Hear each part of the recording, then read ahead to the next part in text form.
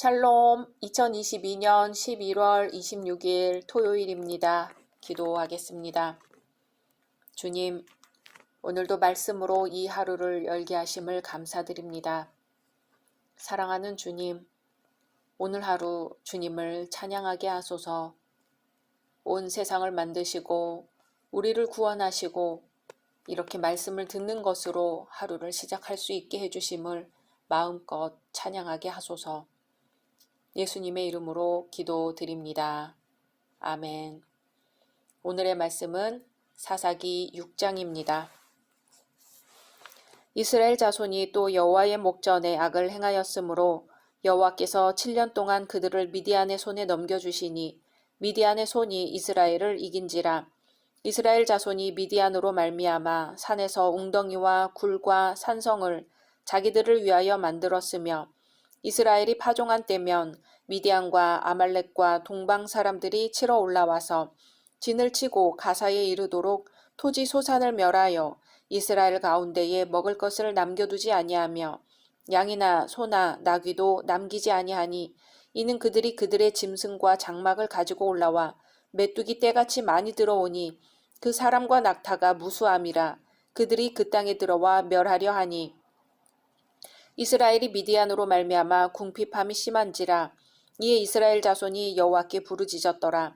이스라엘 자손이 미디안으로 말미암아 여호와께 부르짖었으므로 여호와께서 이스라엘 자손에게 한 선지자를 보내시니 그가 그들에게 이르되 여호와께서 이같이 말씀하시기를 이스라엘의 하나님 내가 너희를 애굽에서 인도하여 내며 너희를 그 종 되었던 집에서 나오게 하여 애굽 사람의 손과 너희를 학대하는 모든 자의 손에서 너희를 건져내고 그들을 너희 앞에서 쫓아내고 그 땅을 너희에게 주었으며 내가 또 너희에게 이르기를 나는 너희 하나님 여호와이니 너희가 거주하는 아모리 사람의 땅의 신들을 두려워하지 말라 하였으나 너희가 내 목소리를 듣지 아니하였느니라 하셨다 하니라.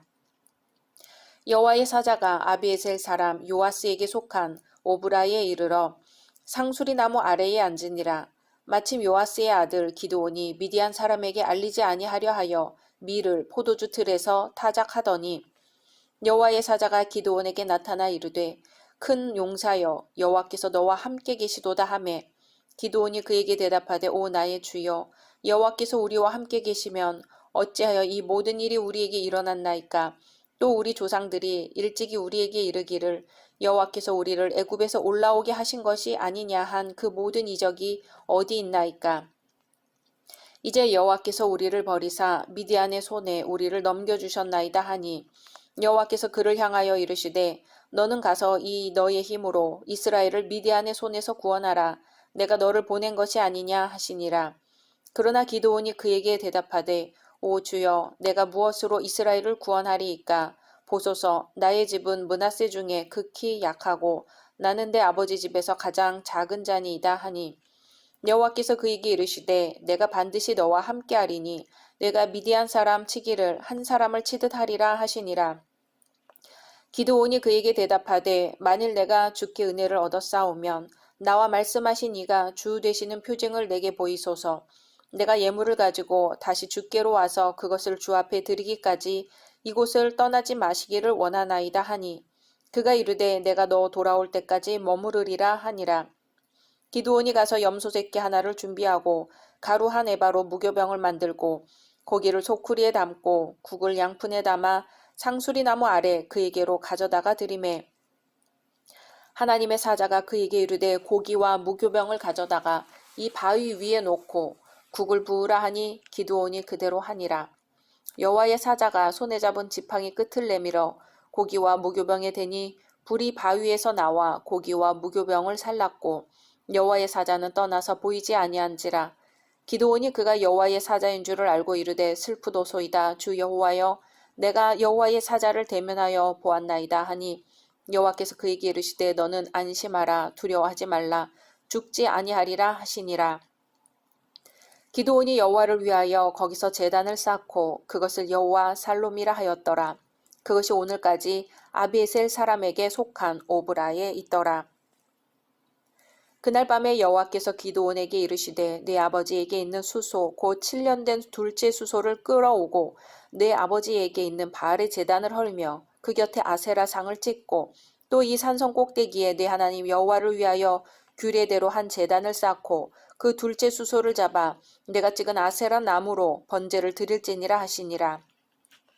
이에 기드온이 종 10사람을 데리고 여호와께서 그에게 말씀하신 대로 행하되 그의 아버지의 가문과 그 성읍 사람들을 두려워하므로 이 일을 감히 낮에 행하지 못하고 밤에 행하니라. 그 성읍 사람들이 아침에 일찍이 일어나 본즉 바알의 제단이 파괴되었으며 그 곁에 아세라가 찍혔고 새로 쌓은 제단 위에 그 둘째 수소를 드렸는지라. 서로 물어 이르되 이것이 누구의 소행인가 하고 그들이 캐어 물은 후에 이르되 요아스의 아들 기드온이 이를 행하였도다 하고 성읍 사람들이 요아스에게 이르되 내 아들을 끌어내라. 그는 당연히 죽을지니 이는 바알의 제단을 파괴하고 그 곁에 아세라를 찍었음이니라 하니 요아스가 자기를 둘러선 모든 자에게 이르되 너희가 바알을 위하여 다투느냐 너희가 바알을 구원하겠느냐 그를 위하여 다투는 자는 아침까지 죽임을 당하리라. 바알이 과연 신일진데 그의 제단을 파괴하였은즉 그가 자신을 위해 다툴 것이니라 하니라. 그날에 기드온을 여룻 바알이라 불렀으니 이는 그가 바알의 제단을 파괴하였으므로 바알이 그와 더불어 다툴 것이라 함이었더라. 그때의 미디안과 아말렉과 동방 사람들이 다 함께 모여 요단강을 건너와서 이스라엘 골짜기에 진을 친지라. 여호와의 영이 기드온에게 임하시니 기드온이 나팔을 불매 아비에셀이 그의 뒤를 따라 부름을 받으니라. 기드온이 또 사자들을 온 므낫세에 두루 보내매 그들도 모여서 그를 따르고 또 사자들을 아셀과 스불론과 납달리에 보내매 그 무리도 올라와 그를 영접하더라. 기드온이 하나님께 여쭈되 주께서 이미 말씀하신 같이 내 손으로 이스라엘을 구원하시려거든 보소서 내가 양털 한 뭉치를 타작마당에 두리니 만일 이슬이 양털에만 있고 주변 땅은 마르면 주께서 이미 말씀하신 같이 내 손으로 이스라엘을 구원하실 줄을 내가 알겠나이다 하였더니 그대로 된지라. 이튿날 기드온이 일찍이 일어나서 양털을 가져다가 그 양털에서 이슬을 짜니 물이 그릇에 가득하더라. 기드온이 또 하나님께 여쭈어 주여 내게 노하지 마옵소서. 내가 이번만 말하리이다. 구하옵나니 내게 이번만 양털로 시험하게 하소서. 원하건대 양털만 마르고 그 주변 땅에는 다 이슬이 있게 하옵소서 하였더니 그 밤에 하나님이 그대로 행하시니 곧 양털만 마르고 그 주변 땅에는 다 이슬이 있었더라. 아멘.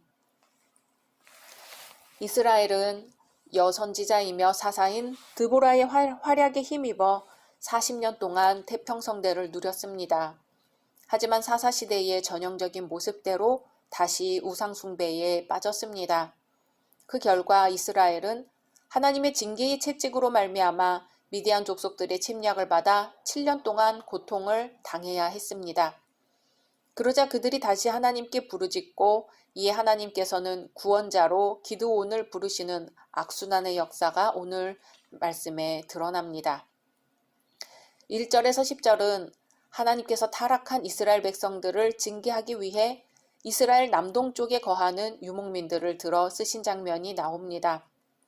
이 유목민들은 아브라함의 후처 그두라의 자손들인 미디아 족속들을 중심으로 이스라엘을 끊임없이 괴롭힌 아말렉 족속과 아라비아 지방에 거하는 동방 사람들로 구성되어 있습니다. 이들은 초지를 따라 이동하면서 유목 생활을 했으며 이스라엘 백성이 파종하여 밀과 보리가 한참 자랄 때쯤이면 올라와서 그 곡식밭에 가축을 풀어 방목하여 이스라엘의 식량이 될 곡식을 싹 쓸어버렸습니다. 이들이 7년 동안 그렇게 이스라엘을 괴롭혔으니 어느 때보다도 이스라엘 백성의 생활은 어려웠을 것입니다. 또한 이스라엘 백성들은 이러한 유목민들을 상대로 싸워보기는커녕 산으로 피하여 그곳에서 구멍과 굴을 파서 생활하게 되었습니다. 이것은 하나님의 백성이 하나님을 떠나 살게 될 때 얼마나 연약해지는가를 잘 보여줍니다. 그래서 하나님께서는 그들이 연약해진 원인을 가르쳐 주시기 위해 그들에게 먼저 선지자를 보내어 이스라엘의 구원을 위한 신앙의 각성을 촉구하기도 하셨습니다. 이러한 말씀에서 우리는 이스라엘의 타락과 하나님의 징계, 그 다음 이스라엘의 회개, 그 후 하나님의 구원으로 이어지는 사사시대 역사의 전형적인 악순환을 분명히 보게 됩니다. 사실상 사사시대에 전형적으로 나타난 악순환의 역사는 그 시대에만 국한된 것이 아니라 출애굽의 역사와 왕궁 시대의 역사에도 그대로 반영되어 나타납니다. 뿐만 아니라 그것은 신약시대 이후 오늘날의 성도들의 삶 가운데에도 적용됩니다. 성도들이 하나님을 믿으면서도 죄의 생활을 청산하지 못하고 계속 죄 가운데 거할 때 하나님께서는 적절한 방법으로 징계의 채찍을 드셔서 성도로 하여금 그 죄악된 길에서 떠나게 하십니다. 심지어 자신이 스스로 잘못을 깨닫지 못할 때에 본문과 같이 하나님께서는 그들에게 충고자를 보내셔서라도 반드시 잘못을 깨닫게 해주십니다. 그러한 때에 필요한 것은 오직 하나님 앞에서 자신의 잘못을 시인하고 돌이켜 죄악의 길에서 떠나는 것뿐입니다. 11절에서 24절은 기드온이 압제자인 미디안 사람들의 눈을 피해 포도주 틀에서 밀을 타작할 때 하나님의 사자가 그를 찾아와 대화를 나누는 장면입니다. 그 대화의 내용은 하나님께서 이스라엘 백성과 함께 계신다면 왜 하나님께서는 이스라엘을 버려 이방인들의 압제로 인해 고통당하게 하시는가의 문제였습니다. 이러한 질문에 대해 하나님의 사자는 기드온을 통해 이스라엘을 구원하실 것이라는 의사표명을 분명히 합니다. 그러자 기드온은 그러한 말을 하는 여호와의 사자가 곧 하나님이심을 증거해 줄 만한 표징을 보여달라고 요구합니다. 이에 여호와의 사자는 그 요구를 흔쾌히 들어주었는데 이를 기념하여 기드온은 여호와의 사자가 나타났던 곳에 제단을 쌓고 이름을 여호와 살롬이라 칭합니다. 이로써 기드온의 의문은 명쾌히 풀렸다고 할 수 있습니다. 여기서 우리는 한 가지 짚고 넘어가야 할 점이 있습니다. 그것은 기드온이 여호와의 사자와 대화할 때 이스라엘 백성이 하나님의 명령을 거슬러 우상 숭배한 것은 간과했다는 점이지요. 물론 하나님께서는 당신의 백성이 죄를 지어도 그들을 영원히 버리지는 않으십니다. 그렇지만 그들이 죄에 빠졌을 때에는 침묵하시거나 징계의 채찍을 드십니다. 이스라엘이 7년 동안 미디안의 압제를 받은 것도 바로 그 때문입니다. 오늘날 많은 성도들은 하나님을 믿으면 자신의 어려운 처지가 금방 해결될 것으로 믿고 있습니다. 그리고 자신이 아무리 많은 죄를 범하여도 하나님께서는 자기를 버리시지 않을 뿐만 아니라 징계하시지도 않는다고 믿고 있습니다. 그 근거로 예수 그리스도께서 십자가를 지심으로써 우리의 허물과 죄와 질고까지도 담당하셨다는 사실을 이야기합니다. 예수 그리스도를 믿으면 죄에 대한 책임을 지지 않는다는 주장이지요. 그러나 이것은 기드온과 같은 어리석음을 범하는 잘못된 지식입니다. 하나님을 사랑의 하나님으로만 알고 공의의 하나님으로는 알고 있지 않다는 증거가 되는 것이지요. 성경 전체에서 하나님의 공의가 무시된 곳이 있습니까?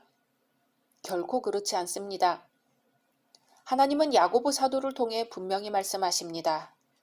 행함이 없는 믿음은 죽은 것이니라. 바울 사도를 통해서도 말씀하십니다. 은혜를 더하게 하려고 죄에 거하겠느뇨? 그럴 수 없느니라. 죄에 대하여 죽은 우리가 어찌 그 가운데 더 살리요?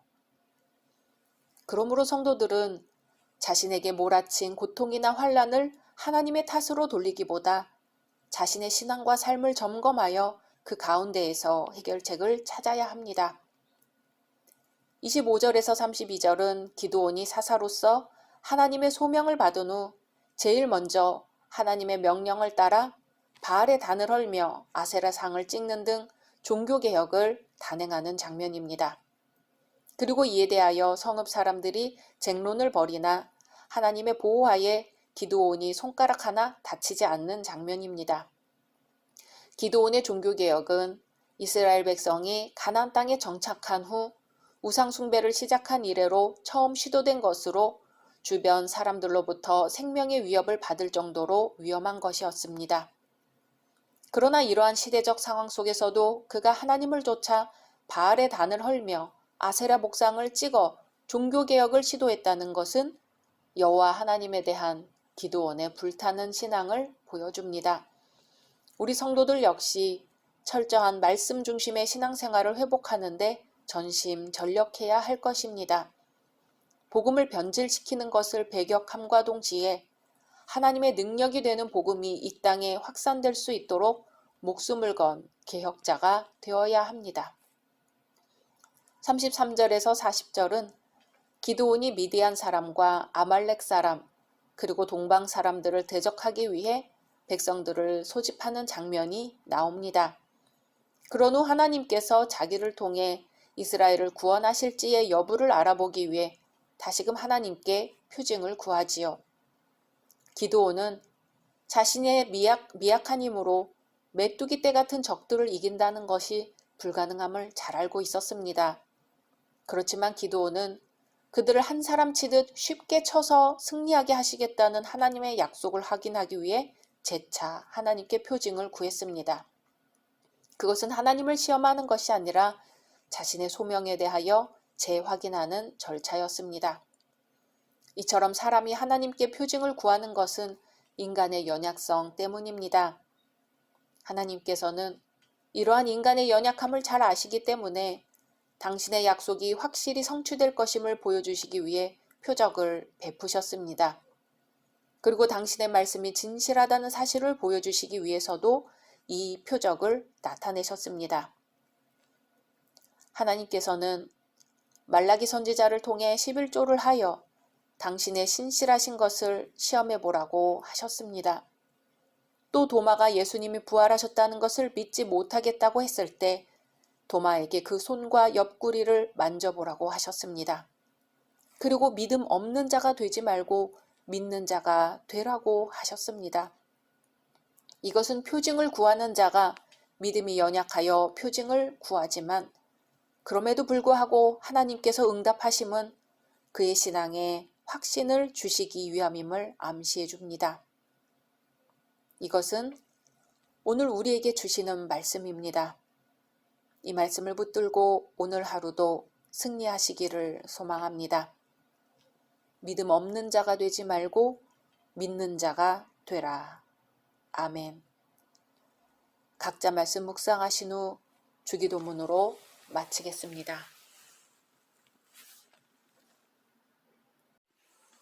샬롬. 2022년 11월 29일 화요일입니다.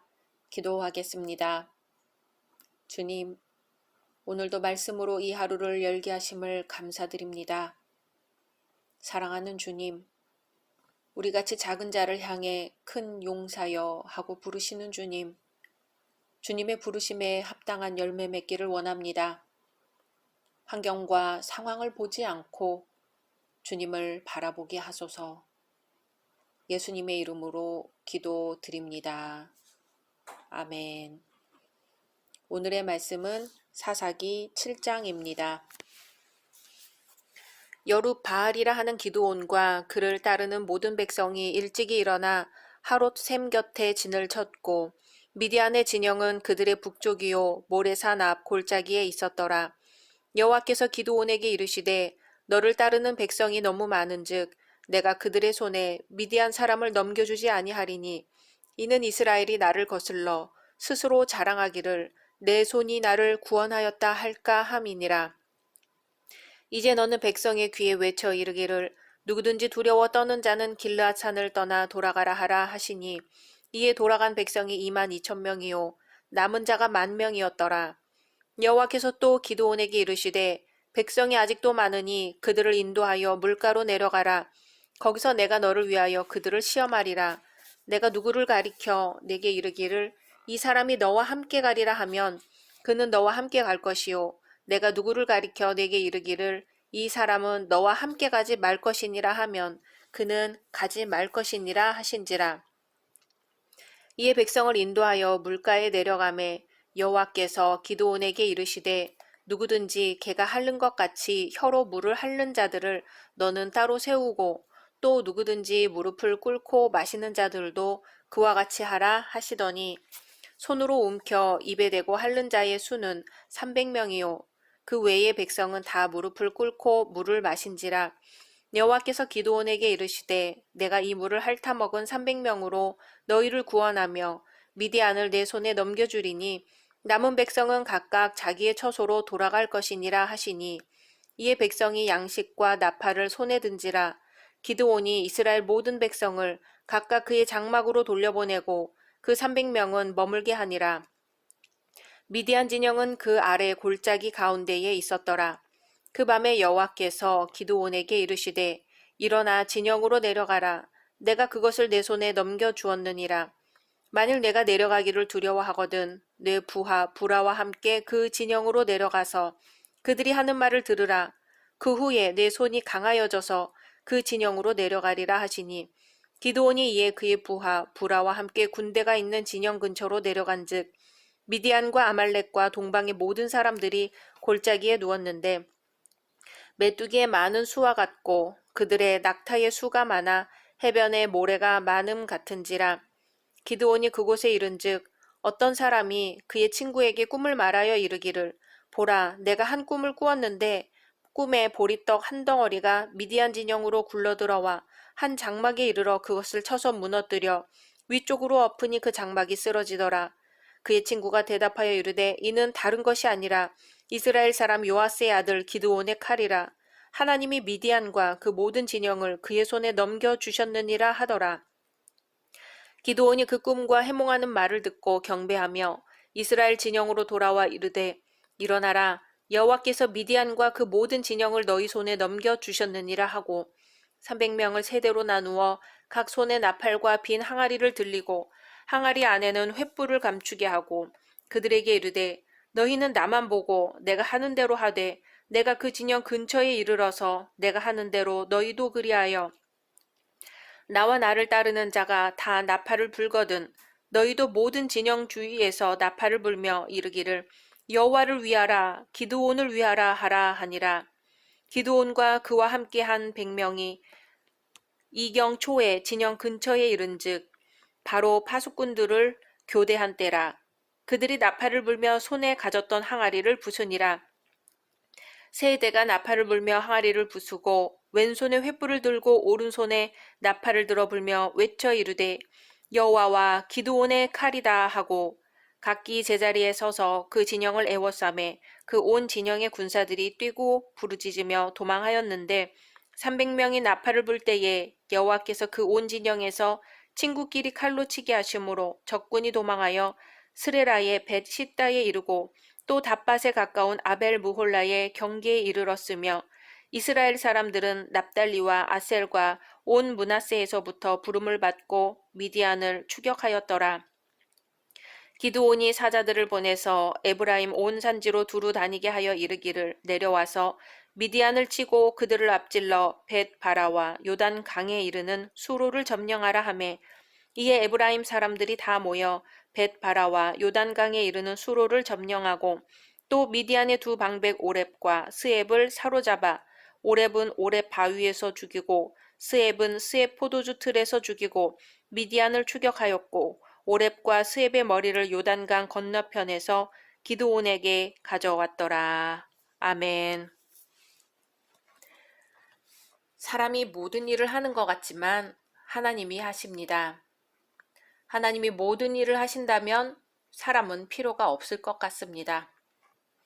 그러나 하나님은 사람을 통해 일하십니다. 그리고 하나님의 일을 한 사람을 영화롭게 하십니다.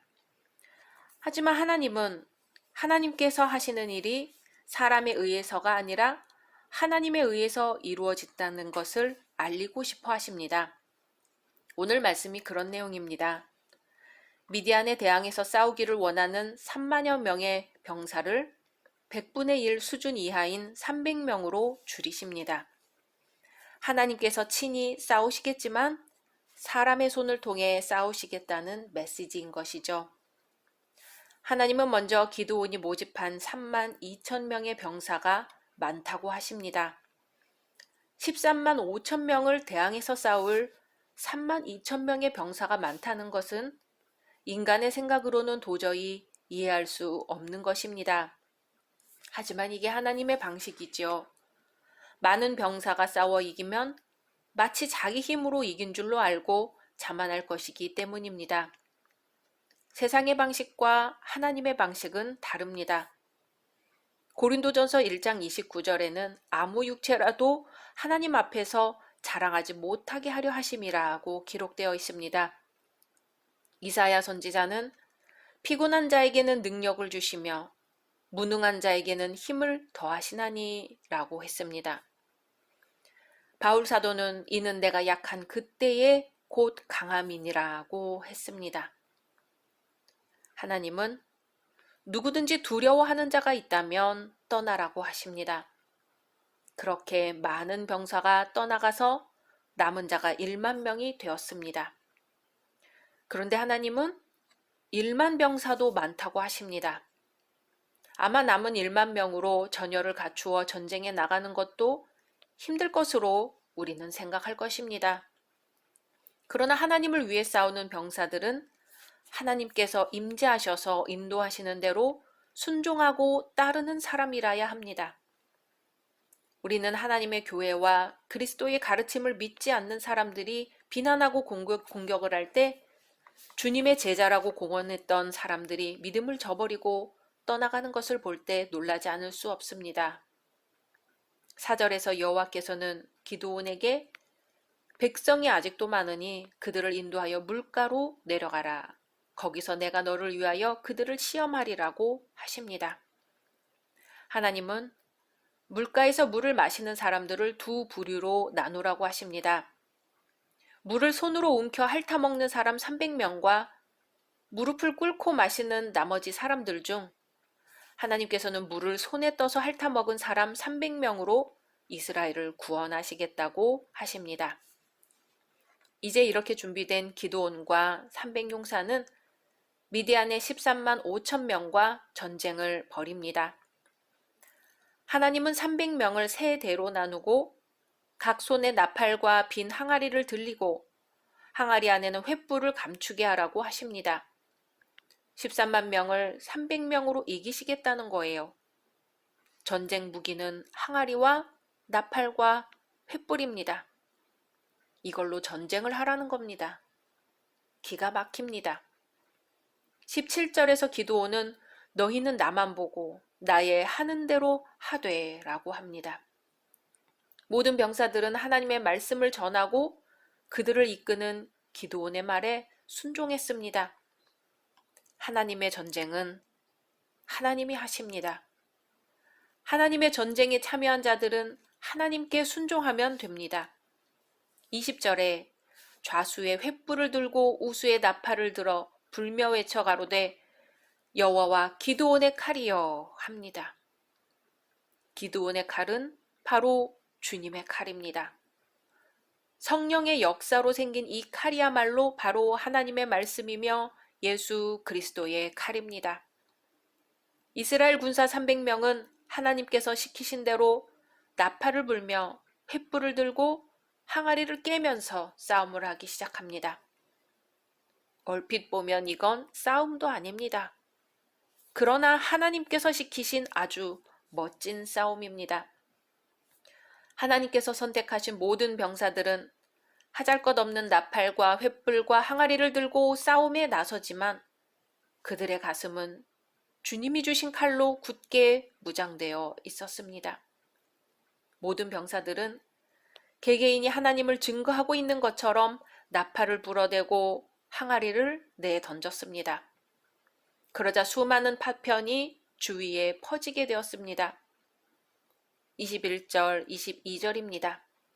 각기 제자리에 서서 그 진을 사면으로 에워싸매 그 온 진영의 군사들이 뛰고 부르짖으며 도망하였는데 300명이 나팔을 불 때에 여호와께서 그 온 진영에서 친구끼리 칼로 치게 하심으로 적군이 도망하여 스레라의 벳시다에 이르고 또 닷밭에 가까운 아벨무홀라의 경계에 이르렀으며 아멘. 기드온과 300용사는 마치 전체가 한 사람인 것처럼 행동했습니다. 그렇게 하나님의 말씀에 순종했습니다. 그렇게 하나님의 은혜가 넘쳐서 이 전쟁에서 승리했습니다. 하나님은 하나님의 성도들을 하늘의 천군과 천사와 불말과 불병거로 항상 지키십니다. 다윗의 경우가 그러했지요.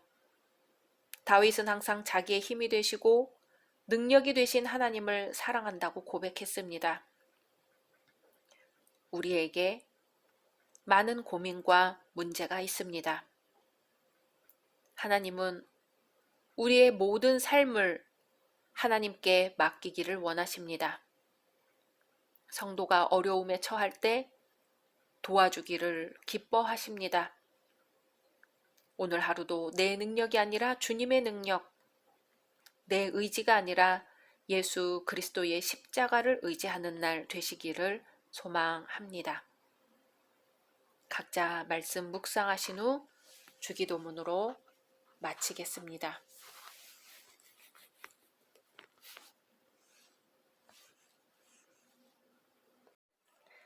샬롬, 2022년 11월 30일 수요일입니다. 기도하겠습니다.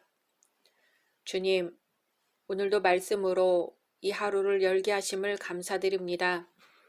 사랑하는 주님, 항아리와 나팔과 횃불을 준비하였습니다. 주님의 말씀에 순종하여 우리를 둘러싼 시험의 세력과 싸워 이기게 하옵소서. 예수님의 이름으로 기도드립니다. 아멘.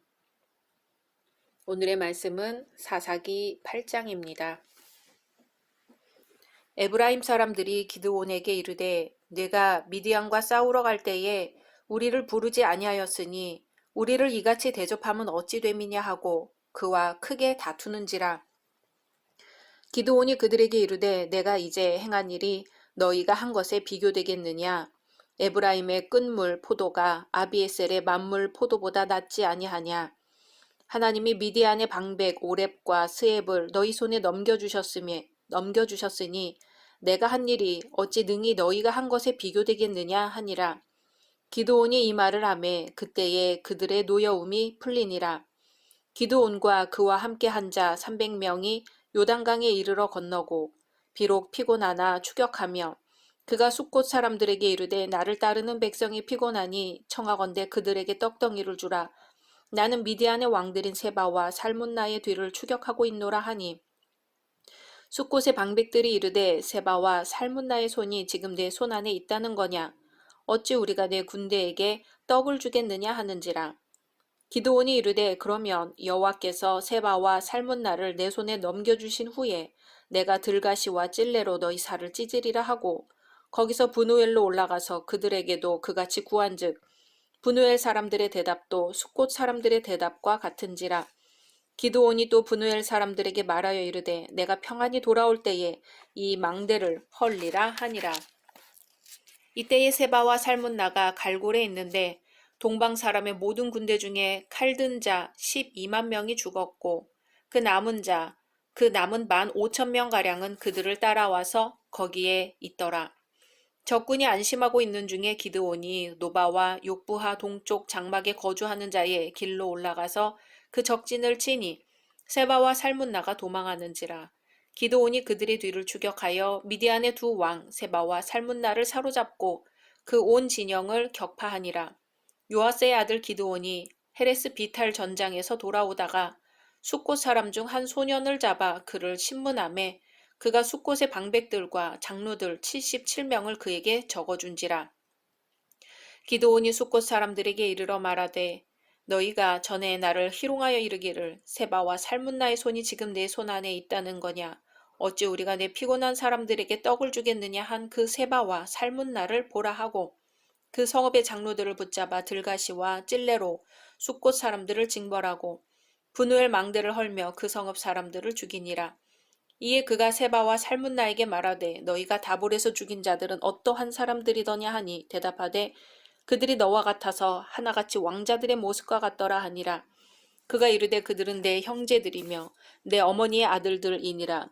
여호와께서 살아계심을 두고 맹세하노니 너희가 만일 그들을 살렸더라면 나도 너희를 죽이지 아니하였으리라 하고 그의 맏아들 여델에게 이르되 일어나 그들을 죽이라 하였으나 그 소년이 그의 칼을 빼지 못하였으니 이는 아직 어려서 두려워함이었더라. 세바와 살문나가 이르되 내가 일어나 우리를 치라. 사람이 어떠하면 그의 힘도 그러하니라 하니 기드온이 일어나 세바와 살문나를 죽이고 그들의 낙타 목에 있던 초승달 장식들을 떼어서 가지니라. 그때 이스라엘 사람들이 기드온에게 이르되 당신이 우리를 미디안의 손에서 구원하셨으니 당신과 당신의 아들과 당신의 손자가 우리를 다스리소서 하는지라. 기드온이 그들에게 이르되 내가 너희를 다스리지 아니하겠고 나의 아들도 너희를 다스리지 아니할 것이요 여호와께서 너희를 다스리시리라 하니라. 기드온이 또 그들에게 이르되 내가 너희에게 요청할 일이 있으니 너희는 각기 탈취한 귀고리를 내게 줄지니라 하였으니 이는 그들이 이스마엘 사람들이므로 금 귀고리가 있었음이라.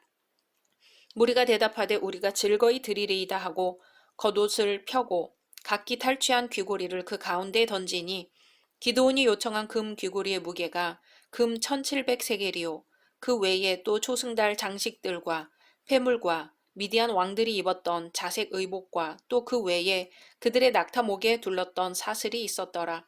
기드온이 그 금으로 에봇 하나를 만들어 자기의 성읍 오브라에 두었더니 온 이스라엘이 그것을 음란하게 위함으로 그것이 기드온과 그의 집의 올무가 되니라. 미디안이 이스라엘 자손 앞에 복종하여 다시는 그 머리를 들지 못하였으므로 기드온이 사는 40년 동안 그 땅이 평온하였더라. 요아스의 아들 여룻바알이 돌아가서 자기 집에 거주하였는데 기드온이 아내가 많으므로 그의 몸에서 낳은 아들이 70명이었고 세겜에 있는 그의 첩도 아들을 낳았으므로 그 이름을 아비멜렉이라 하였더라. 요아스의 아들 기드온이 나이가 많아 죽음에 아비에셀 사람의 오브라에 있는 그의 아버지 요아스의 묘실에 장사되었더라. 기드온이 이미 죽음에 이스라엘 자손이 돌아서서 바알들을 따라가 음행하였으며 또 바알브릿을 자기들의 신으로 삼고 이스라엘 자손이 주위의 모든 원수들의 손에서 자기들을 건져내신 여호와 자기들의 하나님을 기억하지 아니하며 또 여룻바알이라 하는 기드온이 이스라엘에 베푼 모든 은혜를 따라 그의 집을 후대하지도 아니하였더라. 아멘. 오늘 말씀에서는 7장에 이어 기드온이 미디안 족속을 계속 추격하여 요단 동편 헤레스 비탈 전쟁에서 두 왕 세바와 살문나를 사로잡아 돌아오는 기사가 나옵니다. 일찍이 기드온은 소심하고 겁이 많았지만 하나님의 능력에 사로잡혀 자기를 따르는 자 300명으로 1000배가 넘을 만큼 많은 수의 적을 대적하여 섬멸시키는 놀라운 전과를 거두었습니다. 이처럼 하나님의 능력이 충만했던 기드온도 이토록 엄청난 승리를 얻는 과정에서 어려움을 겪습니다. 1절에서 3절은 7장에서 있었던 미디안과의 전투와 관련해서 에브라임 지파가 기드온에게 불평하는 장면이 나옵니다. 즉 저들은 기드온이 미디안군과 싸우러 나갈 때 처음부터 자신들을 동행시키지 않은 데 대하여 불만을 품고 이를 따지고 들었습니다. 이에 대하여 기드온은 노를 바라기보다는 겸손히 처음부터 전투에 참가했던 자들의 공적보다 뒤늦게 전투에 참가했던 에브라임 지파의 공적이 더 컸다고 치아를 아끼지 않습니다. 그러자 에브라임 지파는 노를 풀게 되고 자연히 이로써 분쟁은 종식이 됩니다. 에브라임 지파는 기드온이 속한 므낫세 지파와 더불어 요셉의 후손들입니다. 그리고 에브라임 지파는 이스라엘 역사 가운데서 가장 불평불만이 많았던 지파로 성경에 묘사되어 있습니다. 그래서 결국 그들은 왕정 시대에 이르러 이스라엘이 남유다와 북이스라엘로 분리될 때 북이스라엘 곧 여로보암 정권을 창출해 내었습니다.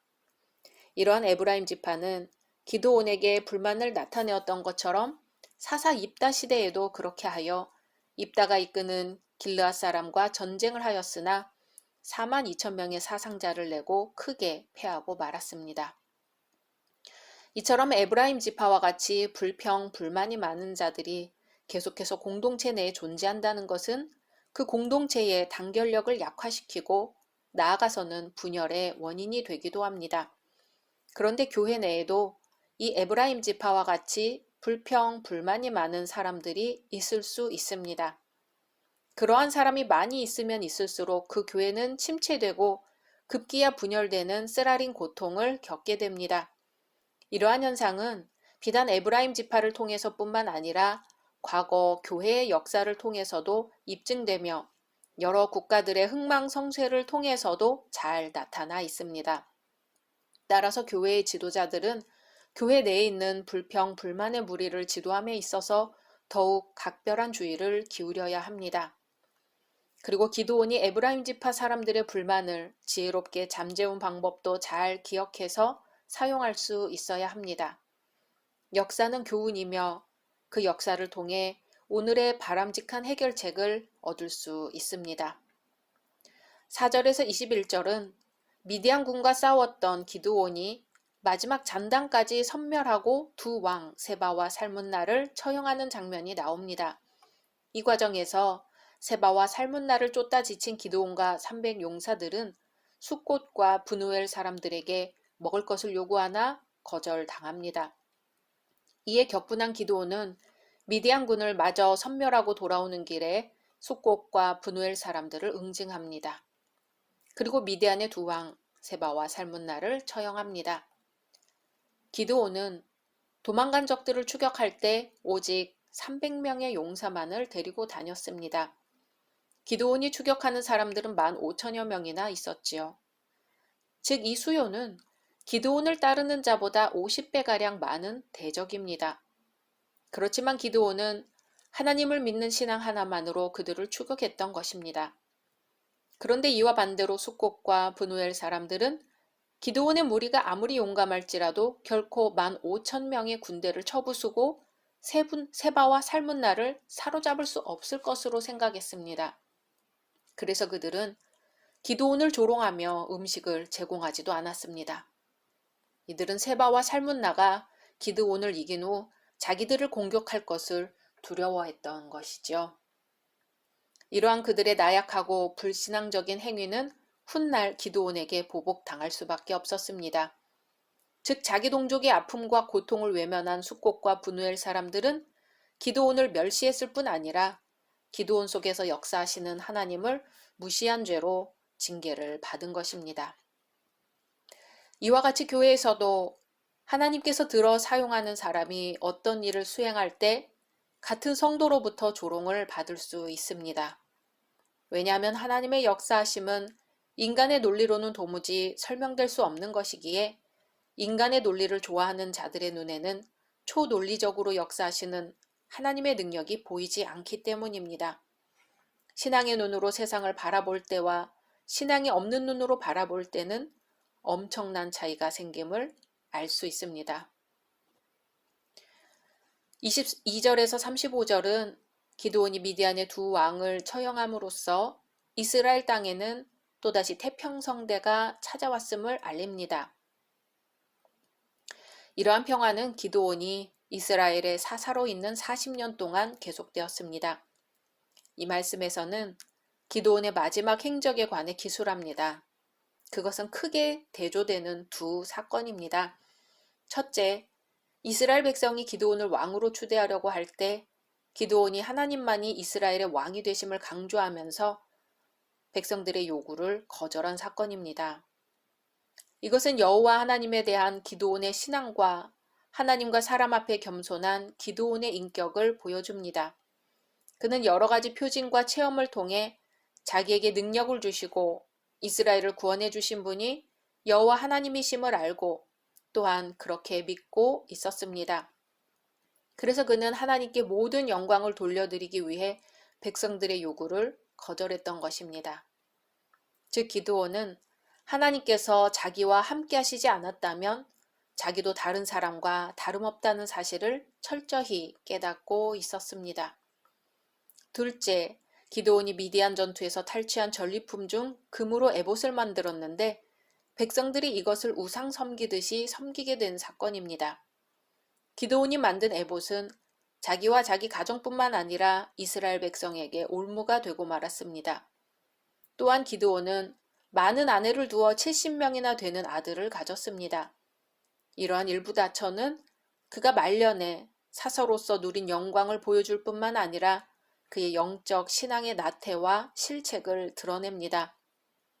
그는 많은 아내와 자식을 둠으로 인해 훗날 형제 간의 사륙을 자초했고 그의 처백에서 낳은 아들 아비멜렉으로 인해 그의 이름이 욕을 당하게 되었습니다.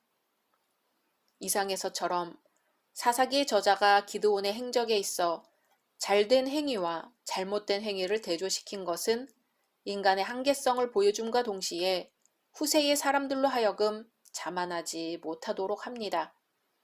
성경은 다윗의 행적을 기록할 때에도 다윗의 선한 행적만을 기록하여 그를 영웅시한 것이 아니라 그의 범죄 장면도 자세히 언급하였습니다.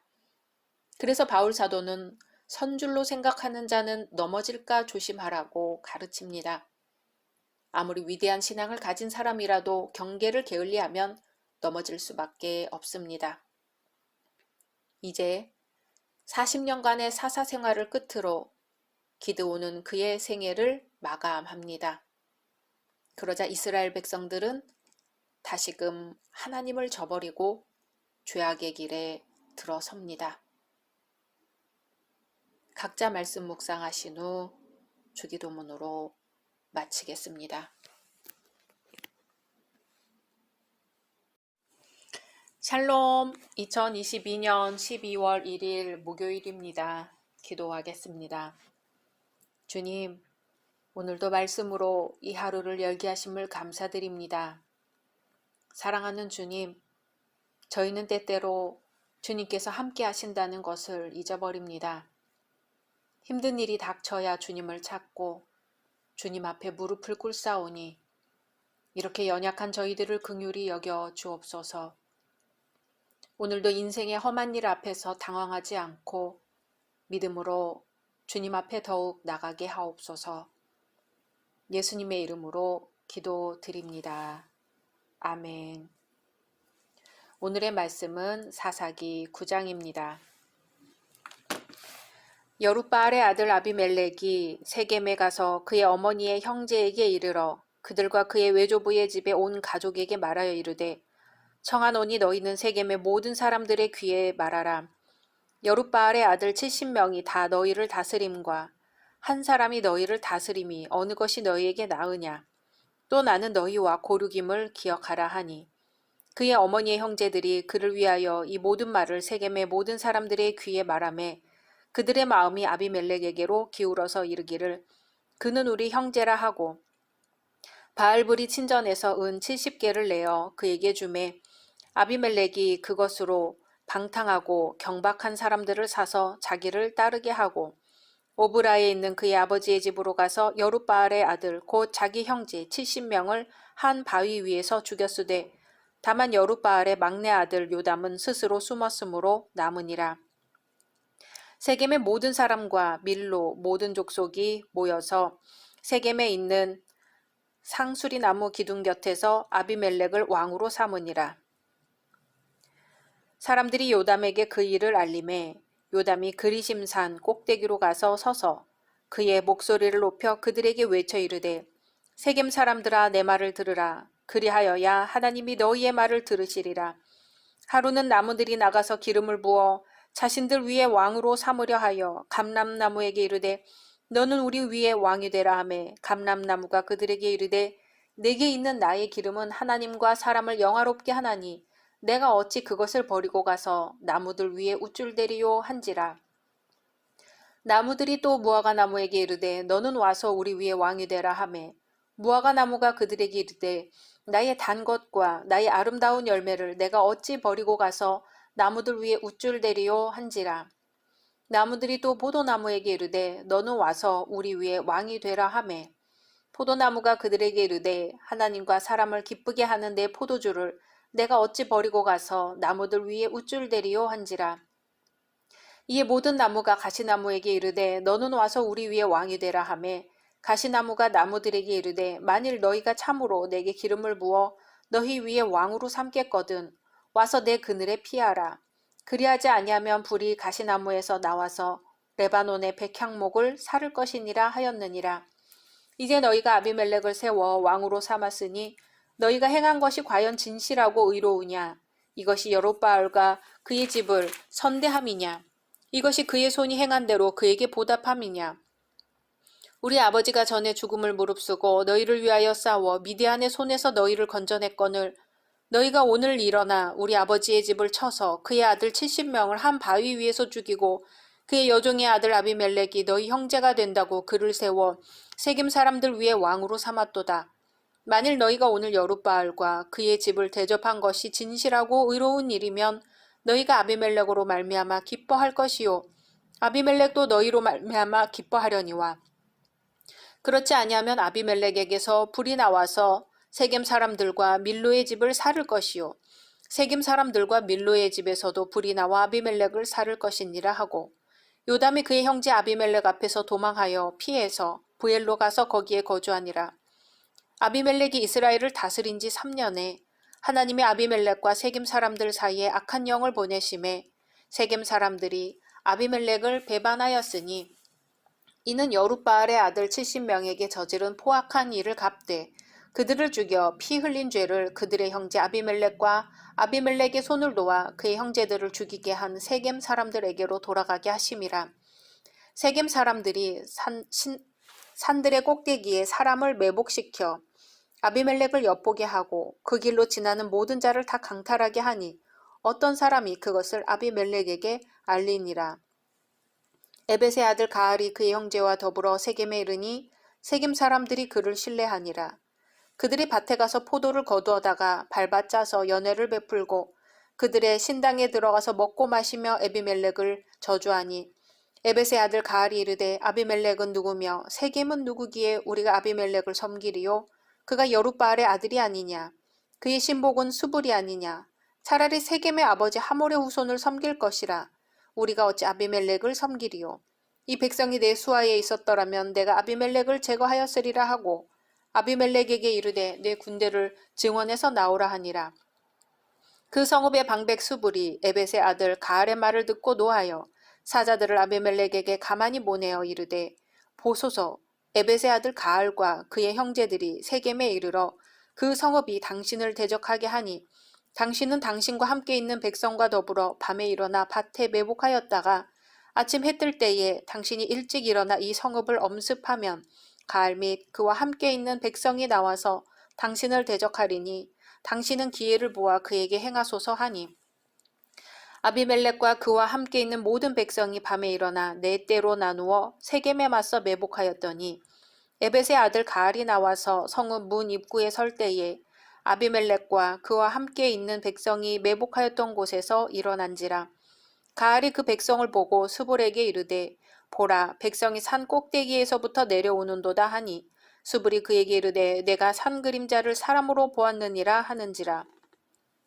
가알이 다시 말하여 이르되 보라 백성이 밭 가운데를 따라 내려오고 또 한때는 무오느님 상수리나무 길을 따라 오는도다 하니 수불이 그에게 이르되 내가 전에 말하기를 아비멜렉이 누구이기에 우리가 그를 섬기려 하던 그 입이 이제 어디 있느냐 이들이 네가 업신 여기던 그 백성이 아니냐 청하노니 이제 나가서 그들과 싸우라 하니 가알이 세겜 사람들보다 앞에 서서 나가 아비멜렉과 싸우다가 아비멜렉이 그를 추격하니 그 앞에서 도망하였고 부상하여 엎드러진 자가 많아 성문 입구까지 이르렀더라.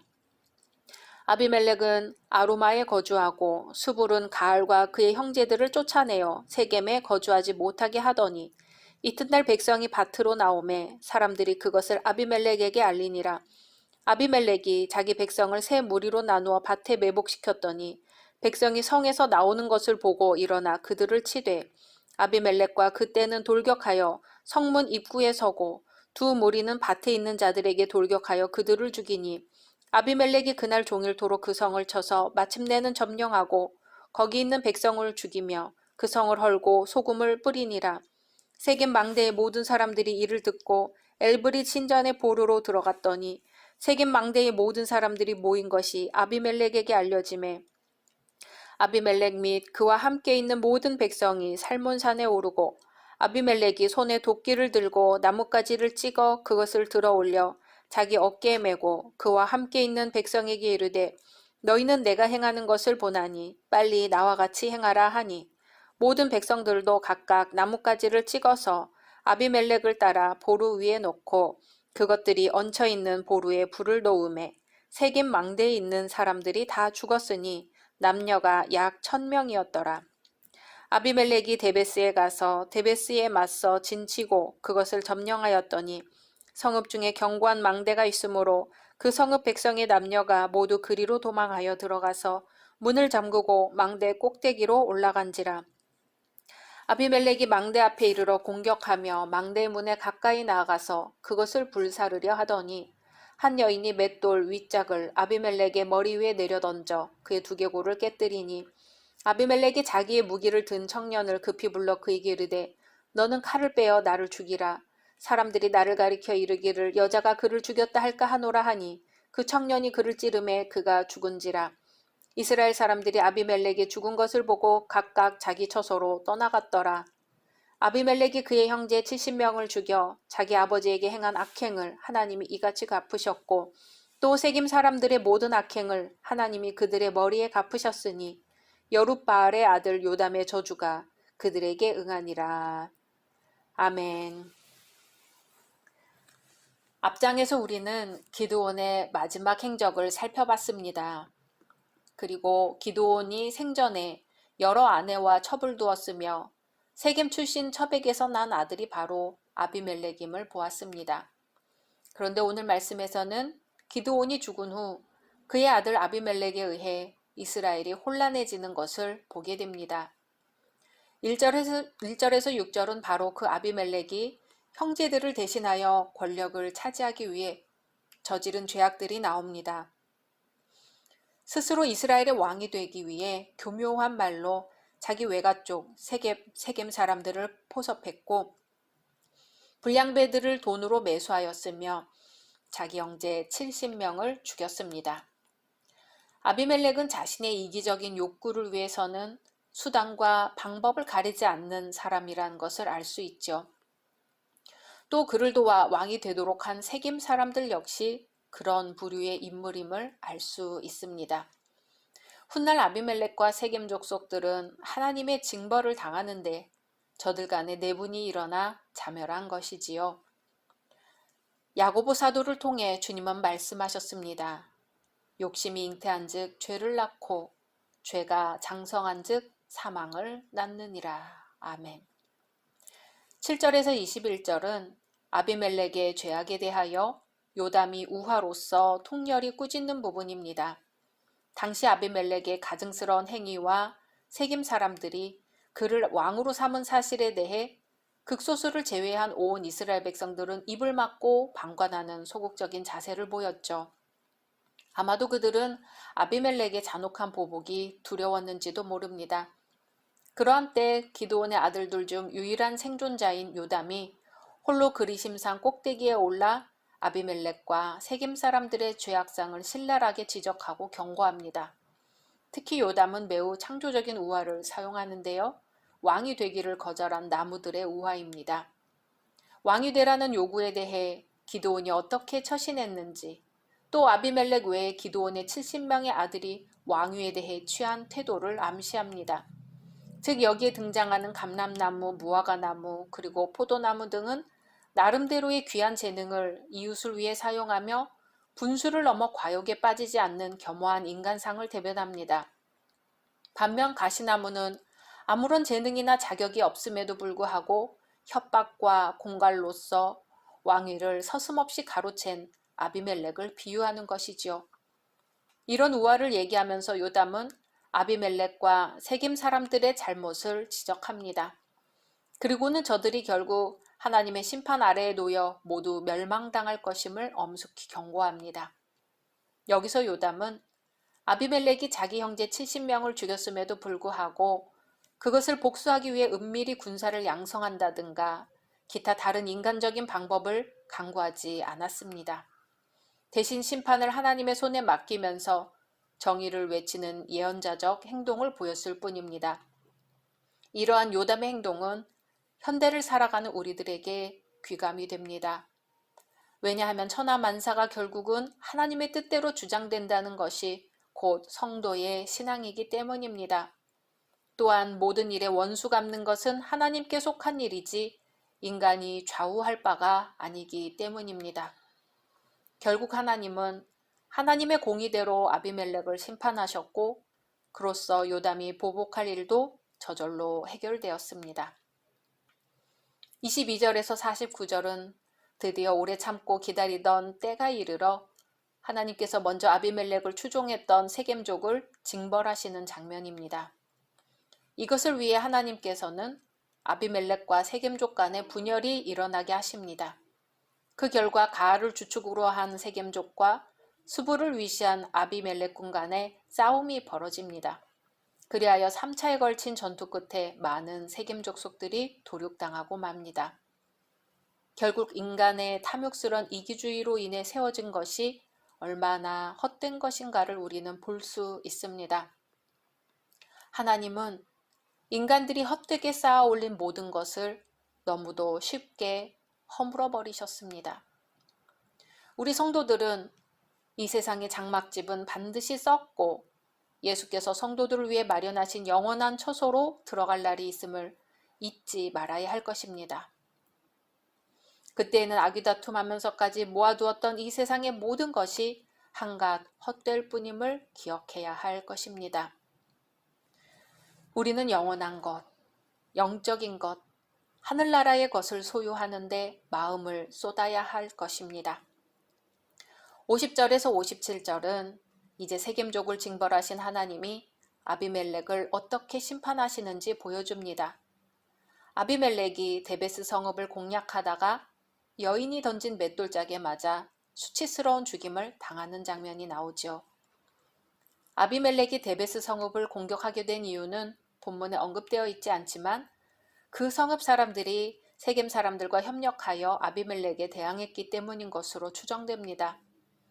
아무튼 아비멜렉은 이스라엘 전체 성읍 중 가장 큰 성읍이자 중요한 위치를 점하고 있는 세겜 성읍을 무력으로 점령한 바 있으므로 조그마한 성읍인 데베스를 공략하는 데는 별 어려움이 없으리라고 예상했을 것입니다.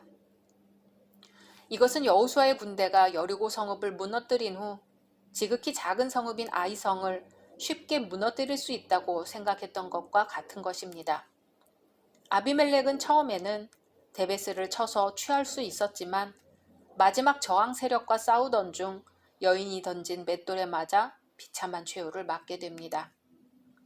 이로써 이스라엘 땅에 있던 3년 동안의 아비멜렉의 정권이 막을 내리게 됩니다.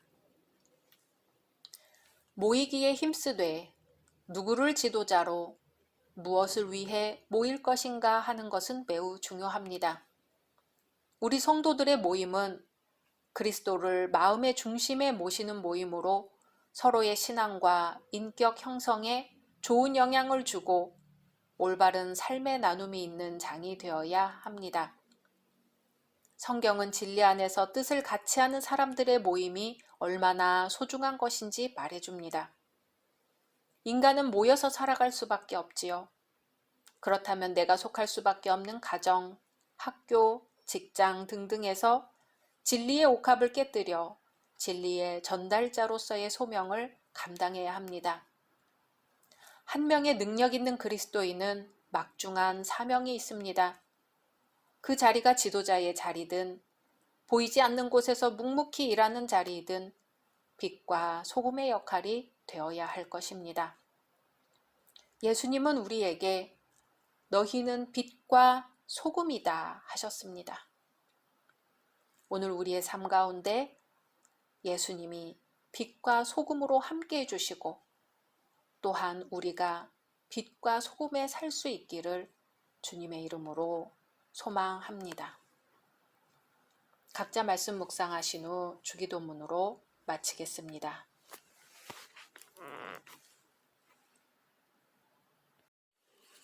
샬롬, 2022년 12월 2일 금요일입니다. 기도하겠습니다.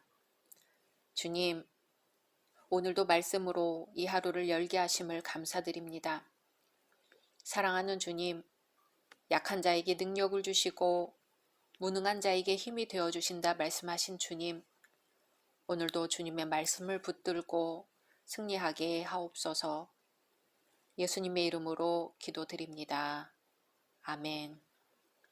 오늘의 말씀은 사사기 10장입니다. 아비멜렉의 뒤를 이어서 이사갈 사람 도도의 손자 부하의 아들 돌라가 일어나서 이스라엘을 구원하니라.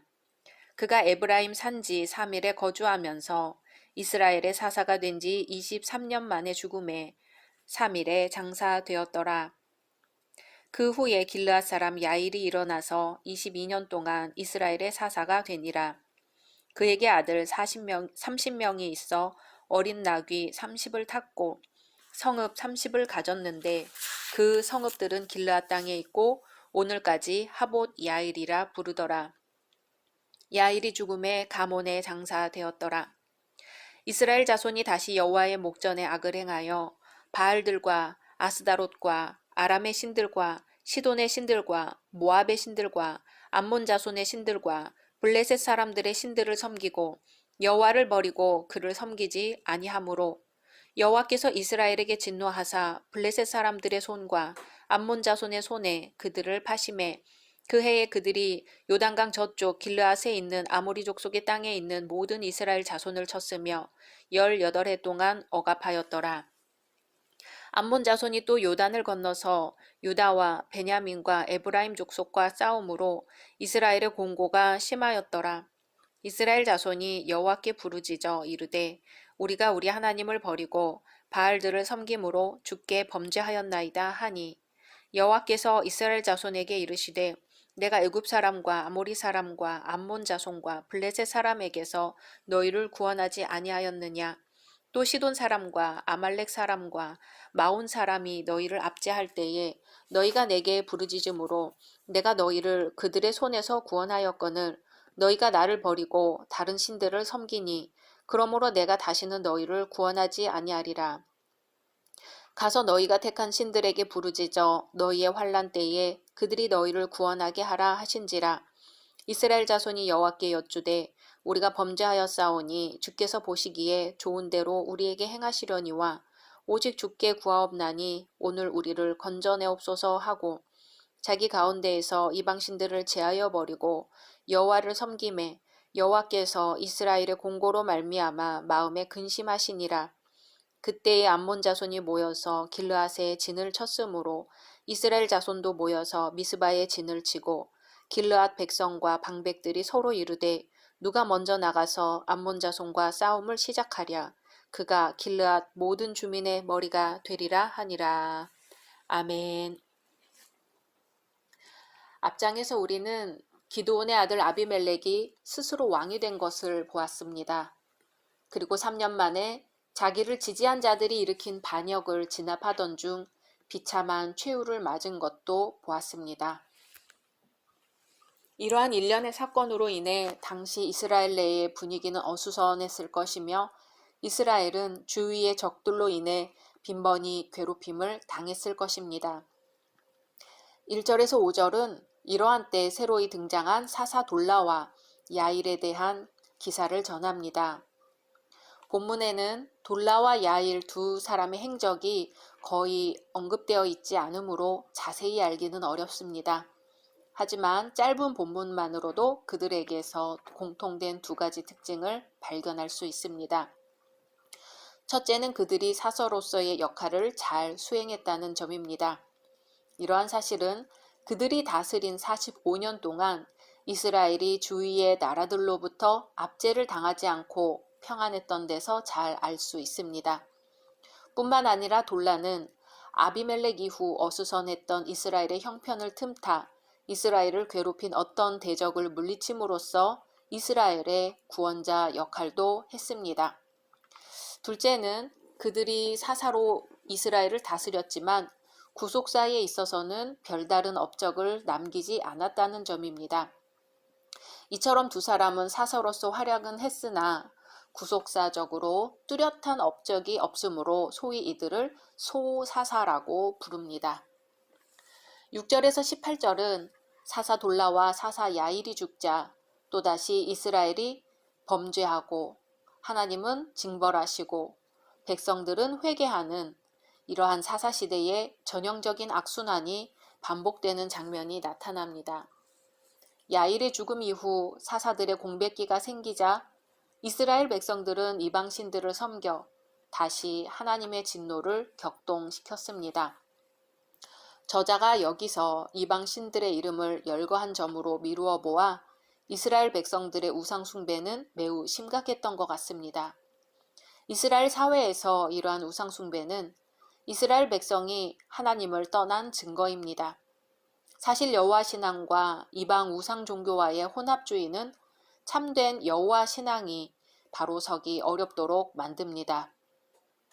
이러한 우상 숭배가 사사들이 통치하는 기간 중에는 어느 정도 꼬리를 감춘 듯 했으나 영적 지도자이며 정치 지도자인 사사가 죽자마자 이스라엘 백성들은 다시금 우상 숭배에 빠져 영적인 침체기에 이릅니다. 이러한 때 하나님은 공의를 세우기 위해 남겨둔 족속들을 사용하십니다. 남겨둔 족속들을 징계의 도구로 사용하셔서 이스라엘 백성을 회개로 이끄십니다. 이렇게 대적들의 손에 빠진 이스라엘은 다시금 평화를 갈구하게 되고 그들이 당하고 있는 압제와 고통의 원인이 자신들의 범죄 때문임을 자각하고 회개하게 됩니다. 그런데 무엇보다도 특기할 만한 사실은 이스라엘의 이러한 회개가 사사나 선지자를 통하지 않고 자발적으로 이루어졌다는 점입니다. 그리고 그 회개의 태도가 진실하고 매우 구체적이었다는 점입니다. 이에 하나님께서는 이번에도 저들을 대적의 손에서 건져내려 계획하시는데 곧 지도자를 갈구하는 백성들에게 사사 입다를 구원자로 보내주셨습니다. 이상의 본문에서 우리는 하나님의 징계가 하나님의 공의 때문에 시작되긴 했지만 결국은 하나님의 백성에 대한 사랑으로 귀결됨을 알 수 있습니다.